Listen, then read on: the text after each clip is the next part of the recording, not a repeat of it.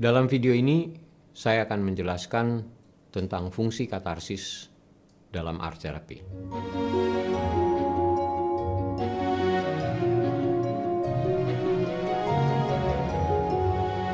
Seperti kita ketahui bahwa art therapy pada awal mulanya dilandasi oleh psikoanalisa, dan katarsis adalah merupakan bagian dari prinsip-prinsip psikoanalisa, psikoterapi, model psikoanalisa.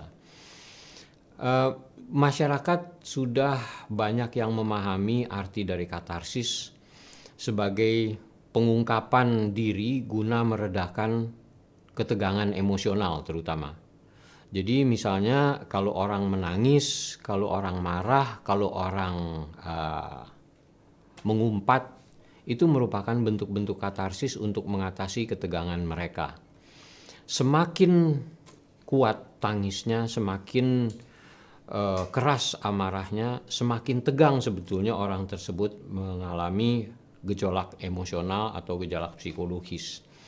Nah, di dalam art therapy, upaya untuk mengatasi ketegangan ini lalu diproyeksikan ke apa yang kita kenal sebagai layar proyeksi, yaitu apakah ke atas kertas atau ke atas kanvas atau ke bentuk-bentuk patung, sehingga proses pengungkapan diri mereka ini tidak terlepas secara sembarangan, tidak terungkap secara sembarangan, tetapi lebih terkendali karena ketika menggambar, ketika membuat lukisan, ketika membuat patung, mereka tentu mengaitkan dengan bentuk-bentuk tertentu, sehingga menjadi lebih terarah bentuk katarsisnya, menjadi lebih terkendali. Sebagai contoh, saya berikan contoh lukisan dari Van Gogh. Van Gogh adalah seorang pelukis Belanda pada era sekitar 1850 sampai 1890-an, dan dia mengalami gangguan psikologis. Banyak yang menganggap juga dia mengalami gangguan psikotik yang disebabkan oleh kesepian, rasa kesepian, dan dia mengalami proses penyembuhan, mengalami treatment di banyak tempat, termasuk di Arles, termasuk di Provence, di Perancis Selatan. Salah satu karyanya yang amat terkenal adalah The Starry Night. Memang cukup ironis karena pada saat kehidupan Van Gogh pada saat itu, lukisan-lukisannya relatif tidak laku di pasaran Eropa. Tetapi sekarang lukisan-lukisan Van Gogh memiliki nilai yang sangat tinggi di dunia. Nah, di dalam Starry Night ini tampak bahwa Van Gogh mengungkapkan perasaan dengan begitu eratik, dengan begitu dinamis, karena awan-awan di langit bergerak sangat dinamis, dan bulan dan bintang di langit itu berpendar-pendar, cahayanya seperti sangat terang, tetapi gambar-gambar dia penuh dengan rasa sepi dengan di tengah kegelapan malam, dengan cemara yang berdiri sendirian. Secara komposisional ini bagus. Dan kalau sekarang kita lihat bahwa seni psikologi ekspresionis atau expressionist art therapy itu memang sudah diakui, dan gambar-gambar ekspresionis juga sangat laku di pasaran. Tetapi pada periode tersebut belum ada yang pernah melihat karya seni seperti ini. Jadi gambarnya Van Gogh itu dirasakan sebagai satu keanehan, sesuatu hal yang baru. Kemudian contoh berikutnya saya berikan contoh di sini, misalnya seperti karya dari Francisco Goya, seorang seniman Spanyol. Dia sebetulnya seorang pelukis istana dari tahun sekitar 1700-an, 1746 sampai 1828. Dia banyak menggambarkan atau menghasilkan karya-karya etchings. Sebetulnya Francisco Goya adalah pelukis istana, tetapi di masa tua menjelang usia di atas usia 50-60 tahun, dia mengalami gangguan tinnitus atau gangguan pendengaran, sehingga dia tuli. Di samping itu kehilangan pendengaran walaupun tidak total. Di samping itu karena kehilangan pendengaran, seperti banyak orang kehilangan sesuatu akan menjadi sangat depresi. Dia juga mengalami depresi dan dia dirawat di seperti sanatorium. Dalam perawatan ini dia mengalami rasa sepi yang sangat besar. Dan untuk mengatasi rasa sepi, dia menggambarkan atau membuat etchings, karya-karya yang penuh dengan kebisingan. Kalau kita lihat gambar-gambarnya itu bising, sangat berisik, menggambarkan tentang peristiwa revolusi di Spanyol pada saat itu.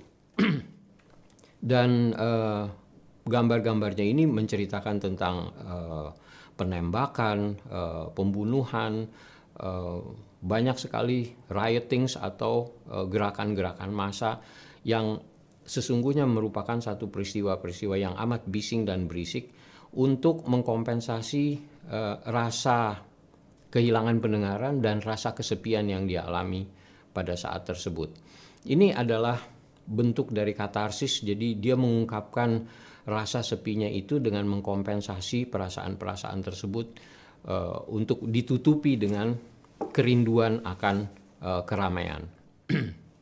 Jadi kalau di dalam konsep umum, di dalam art therapy, kita anggap bahwa kalau secara umum dalam kehidupan nyata ada pemasukan, ada pengeluaran, dan tidak bisa asupan itu tidak dikeluarkan. Dalam pengeluaran itu juga bisa pengeluaran yang terkendali dan tak terkendali. Jadi kalau kita ada income terus kemudian kita keluarkan secara tak terkendali, kita menjadi boros. Kalau di dalam konteks psikologi, konteks art therapy, pengalaman-pengalaman hidup itu merupakan asupan dalam kehidupan manusia, dan dari pengalaman-pengalaman hidup itu menghasilkan hal-hal yang sifatnya intelektual dan emosional, perseptual, dan macam-macam aspek psikologis lainnya bercampur di sana. Apabila ini tidak diungkapkan, ya akan menjadi tekanan yang sangat besar dalam hidup manusia. Oleh karena itu, art therapy merupakan bentuk pengeluaran atau output yang terkendali melalui media-media seni. Pengalaman-pengalaman hidup yang dialami individu dari tahun ke tahun, dari waktu ke waktu, merupakan rekaman-rekaman peristiwa yang secara sengaja dan tak sengaja tersimpan dalam ingatan dan alam ketidaksadaran. Apa yang diingat bisa direkoleksi, tetapi apa yang masuk ke dalam alam ketidaksadaran seringkali dilupakan secara tak sengaja, dan seringkali juga nanti kelak timbul di dalam mimpi atau kesalahan dalam ucap, kesalahan dalam bicara, dan lain-lain. Hal-hal ini apabila tidak diwaspadai oleh individu yang bersangkutan akan menimbulkan gangguan-gangguan psikologis di kemudian hari. Misalnya, apabila dia mengalami peristiwa traumatis, peristiwa kekerasan di masa kecil, dan di masa dewasa tanpa disadari dia menjadi seorang individu yang penuh dengan ketakutan. Sepertinya dia sudah melupakan peristiwa kekerasan di masa kecil, peristiwa abusive, kekerasan atau ekstra disiplin dari orang tua. Sepertinya dia sudah memaafkan, tetapi alam ketidaksadarannya belum bisa mengorganisasi, belum bisa mereorganisir kembali, menyusun ulang kembali hal-hal pengalaman yang mempengaruhi kehidupan dia lebih lanjut. Nah, kita lihat contoh selanjutnya saya tampilkan di sini adalah karya Edvard Munch dari seorang seniman dari Norwegia. Karya ini sangat terkenal, dikenal sebagai The Scream, dan ini adalah merupakan salah satu contoh karya katarsis yang amat terkenal dari seorang yang dinilai mengalami gangguan psikotik seperti skizofrenia. Karena Edvard Munch itu juga mengalami kesepian yang sangat mendalam, dan kesepian ini membuat dirinya berada di dalam kondisi psikotik atau kondisi yang kita kenal sebagai keterputusan dengan dunia realita. Dalam karya Edvard Munch ini, dia menggambarkan jeritan batin yang dia rasakan akibat dari rasa kesepian tersebut. Karya-karya lain dari Edvard Munch lebih kurang menggambarkan hal yang sama, mengungkapkan kesepian, mengungkapkan alam kegelapan, karena ia senantiasa merasa sendiri. Yang harus kita bedakan di sini adalah perasaan kesepian dan kesendirian. Orang yang sendiri itu mungkin secara fisik dia sendiri, tetapi orang yang kesepian boleh jadi dia merasa sendiri di tengah keramaian. Intinya kesepian adalah dia merasa terbebani untuk menghadapi beban hidup tanpa bantuan orang lain. Terutama kesepian intinya demikian. Jadi orang kesepian itu tidak harus dia berada sendiri, boleh jadi dia berada bersama orang lain, tetapi dia merasa tidak ada yang membantu dia di dalam banyak hal dalam menghadapi kehidupan. Nah, melalui expressive art therapy, individu berkesempatan untuk mengekspresikan diri secara bebas guna mengungkapkan perasaan yang dialami di dalam hidup. Adapun tugas dari art therapist adalah membantu individu, membantu klien, membantu pasien dalam mengungkapkan diri ini secara bebas tanpa harus ada ikatan. Jadi kalau misalnya seorang terapis mengajarkan klien harus demikian, harus begini, harus begitu, seringkali hal ini juga menjadi hambatan bagi klien untuk mengekspresikan diri. Di dalam proses katarsis ini, hal yang lebih baik dilakukan adalah ketimbang mengatakan harus begini, harus begitu, seorang art therapist disarankan lebih kepada memberikan alternatif. Bagaimana sekiranya ini dilakukan seperti demikian? Bagaimana sekiranya goresan Anda dilakukan seperti ini? Bagaimana sekiranya kalau warna-warna yang Anda tempatkan warna-warna seperti ini? Dan di dalam tawaran alternatif tersebut, art therapist tetap membuka peluang kepada klien untuk membuat pilihan. Jadi tidak harus menggunakan warna tertentu, tetapi klien bisa memilih warna sesuai dengan keinginannya. Ini adalah sifat dari katarsis. Jadi misalnya kalau kita ingat dulu di sekolah, mungkin guru di sekolah mengajarkan bahwa kalau menggambar tanaman itu warna daun berwarna hijau, langit itu berwarna biru, gunung itu berwarna biru. Di dalam proses art therapist ini sangat berbeda. Boleh jadi klien ingin menggambar gunung yang berwarna merah.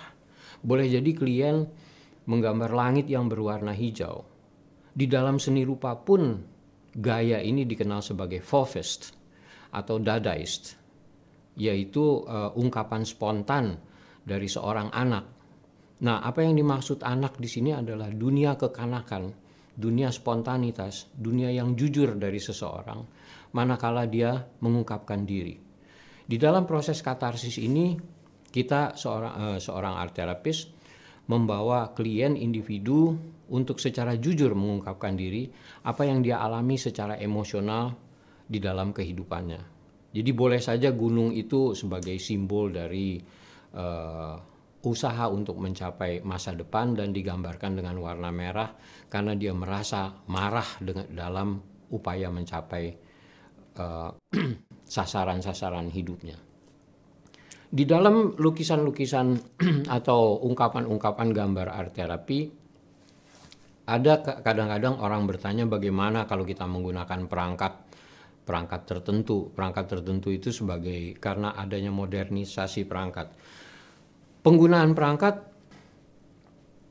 harus kita pertimbangkan dengan baik, walaupun ada fasilitas-fasilitas tertentu seperti misalnya di dalam handphones atau di dalam gadgets kita bisa mengubah gambar seseorang, bisa mereformat gambar seseorang yang tanpa kumis, tanpa jenggot bisa ditempel kumis, jenggot begitu. Tetapi di dalam proses art therapy yang paling penting adalah proses menggambar itu sendiri dilakukan secara langsung, jadi hands on. Karena tangan ini adalah jembatan dari dunia dalam individu ke dunia luar. Sehingga dalam proses menggambar, dalam proses melukis, dalam proses menempel, cara langsung atau hands on akan memberi dampak yang lebih baik, yang lebih langsung kepada individu untuk menjembatani dunia dalam dan dunia luar. tanpa editing perangkat elektronik. Saya tidak mengatakan jangan menggunakan editing, boleh-boleh saja, tetapi anggota tubuh langsung bersentuhan dengan sarana ekspresi itu merupakan hal yang lebih baik untuk menjembatani the inner self dan the outer self. Pada video berikutnya saya akan menjelaskan tentang fungsi art therapy yang lainnya.